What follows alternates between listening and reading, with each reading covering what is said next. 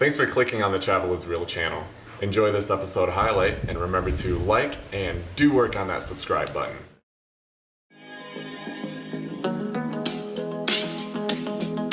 In this segment, Rob educates me on how the hell he made it from Panama back to Cali, starting with absolutely no money.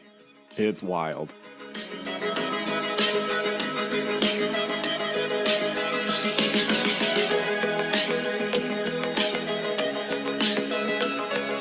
But I kind of want to hear a little bit more about this Panama back to the States trip. So you were hitchhiking, and what were some of the most difficult things that you encountered traveling?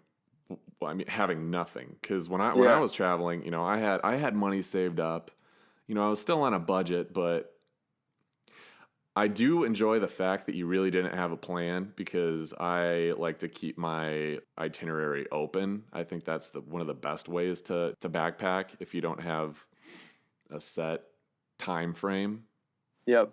But no plan at all and nothing on you really as far as money. Yeah. What were some of the most difficult things that you encountered? Or what were some roadblocks, I guess? The whole trip was quite challenging altogether. Landing in Panama, landing at the airport, just getting to Panama took some time. I think there was a stopover, so I was already eating pizza from a garbage can at the airport in Houston, I think. Yeah. And then, landing, there was definitely the worry at every country of, will they let me in? Because you're supposed to have proof of funds. And so there was that, was a constant worry, which never actually came up. But the real challenge was just every day I needed to find food, water, transportation to get further, and a place to sleep. And so obviously that's already challenging when traveling with money sometimes to find what you need. But with no money, it was, every day just, well, not every day, but most days just meeting those basic needs. And just, that's quite tiring. The first day that I got to Panama City, I collected cans for 12 hours and made $5. So I was making like 50 cents an hour. So what did that buy you? Well, I don't remember what it bought me. I was saving up to try to get to hit the road. Basically, my plan was to hit the road with no money and to try to hold no money the entire time. But to have zero money while traveling, it's just so ridiculously different than, say, even just having $2 a day, because $2 a day just guarantees it can get you out of, that major bind where you just need a bowl of rice or, to catch a 25-cent bus ride out of town or something like that. So to have absolutely no money just puts you into such difficult scenarios where literally if you had $1, you could catch a ride to exactly where you need to go. So I ended up making, before leaving Panama, because I just got a little uncomfortable, not comfortable enough to hit the great wide open with no money. So I made about $125 in Panama before hitting the road and, starting my journey towards the United States. Did you make that money doing various other things besides picking up cans? Okay. Yeah, picking up cans would not have worked. That was 500 cans to get $5. So what I did to make money, I tried a lot. Like I tried many venues, many ways. This was back in 2013. And I even tried to get a modeling job while I was down there. I even went to the modeling agency and they did like the whole photos thing, but nothing panned out. Really? I was going for calf modeling is what I was told by a Mexican woman that I might be able to get. I'd hire you. So what I ended up doing was I did one English lesson for $20, And I built someone a website, actually. That was back when I had a marketing company, so I built someone a website, and that was for $100. I think. It's been a little while. That was in 2013-ish, 14-ish, something like that. So it's been a little while to remember all those details. But okay. Yeah, I think the total trip was $200 was what I earned on the entire. No, I don't think it was that much. I think it was less than that. And then, so with the flight and, the amount of money I earned, it was like maybe $350 for a 37-day trip, flight and everything. Pretty minimal. I would imagine, were you sleeping outside? I slept outside some. Now, I did use couch surfing and, online networks like that. Mm-hmm. And I kind of did the safe thing, and that was that I wouldn't head to the next town until I had a place to sleep. Oh, so, yeah. Going towards Managua, Nicaragua, or something like that, I really didn't want to show up on the streets of most of these cities. So I kind of played the safe bet, which kind of went against what I wanted. I really wanted to just, go from place to place, show up places with no money and no plans. But it's just hard to do that. So I did the safe thing, and I would typically make a plan. But one night I ended up it was in Nicaragua, not Managua, south of there on the lake. Oh, Granada, I think is what it is. And I showed up there at night. It was like midnight, on the bus, got off, had maybe $10 or something like that. And, showing up at night in cities is the worst time to show up. Oh, yeah. I've been there. So I get off the bus, and I just I know the best thing to do is make sure people just really don't see me. And especially not see me looking like I have no clue what I'm doing, which I sort of didn't. So I just kind of back up against a corner, and I'm like, what do I do? I'm just like, what do I do? And I look across the street, and there's a hotel. So I just run over there, ring the doorbell, and they let me in. And I talk to the guy, and actually he had already been following me on Facebook. He had seen the adventure on Facebook, so he was like, yeah. And so I ended up helping him with his website and stayed there for a couple of days, and he fed me. And oh man, it went from just fear on the streets to just overwhelming joy. That's insane.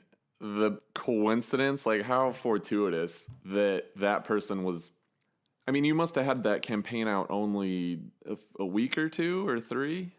Yeah, if I was in Nicaragua, a couple weeks. And although, to be honest, I think he had seen a previous bike ride across the United States is what it was. Oh, okay. And then, so I don't remember the exact details, but that's basically what it was. He was like, wait a sec, I know you. That's nuts.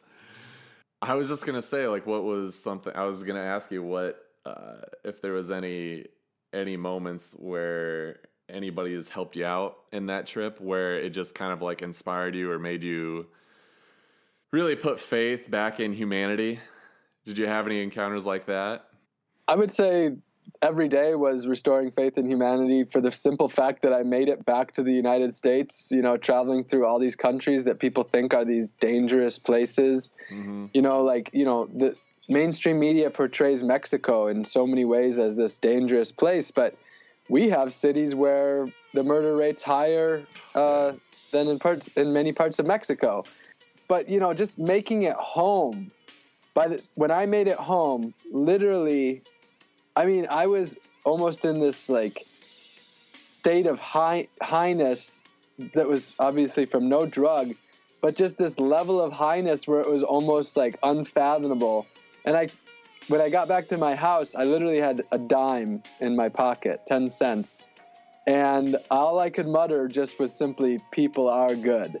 And it wasn't any one fantastic, honestly, not much really comes to mind as these major moments of goodness. Yes, I can think of quite a few moments of people doing something nice, but it's really just that people were nice consistently and helpful consistently.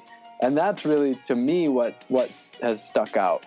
So as soon as you got home, that dopamine in your brain just exploded and just surged through your whole body? Yeah, well, when I was in Mexico, the final frontier, which Mexico is as long as all the other countries combined or longer. So I was in southern Mexico, and I was just so ready to be home. I had diarrhea, and I was basically homesick. There was someone back home that I was in love with that I just wanted to get back and see. Mm-hmm. And so I was just hurting. And I was in Guadalajara, and I got dropped off in the middle of the city hitchhiking. So I was doing great hitchhiking, but then my ride dropped me off in the middle of Guadalajara, which is a city over 1 million people and one of the more, notoriously dangerous cities. So it's just a horrible place to be dropped because you can't hitchhike out of the city. Nobody picks people up in the city center, really. Okay. For one, 99% of the people driving around in the city center are staying in the city center, so they're not going to pick someone up. And for two, that's a good point. Yeah, it's just not.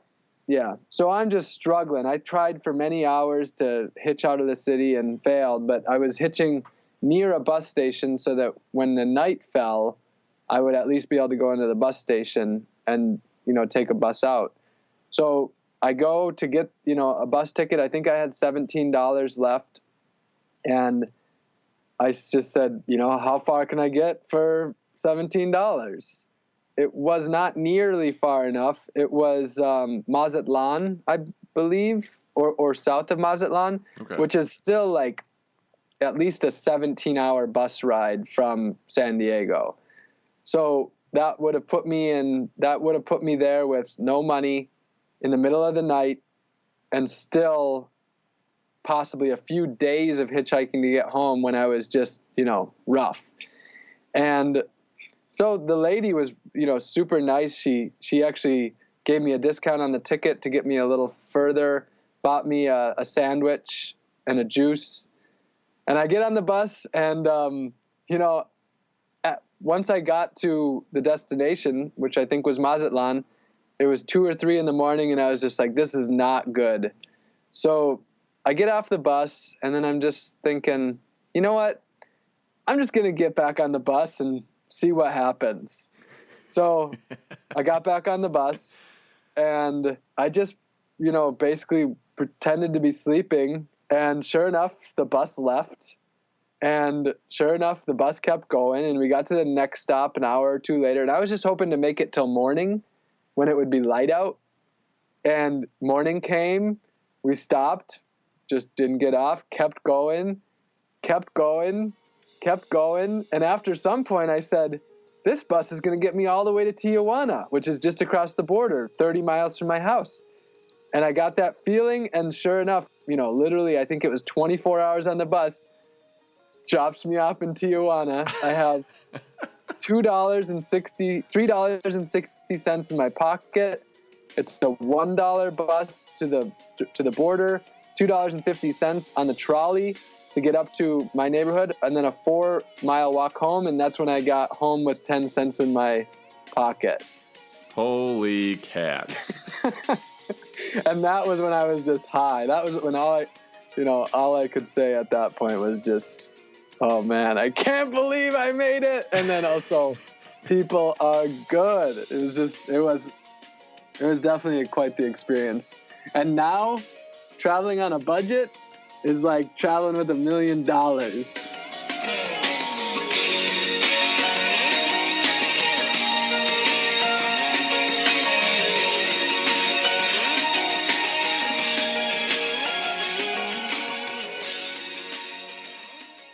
Thanks for watching, and remember to check out more videos from this channel. And also, don't forget to check out the whole podcast on iTunes, Spotify, or your favorite podcast app. And don't forget to like and subscribe.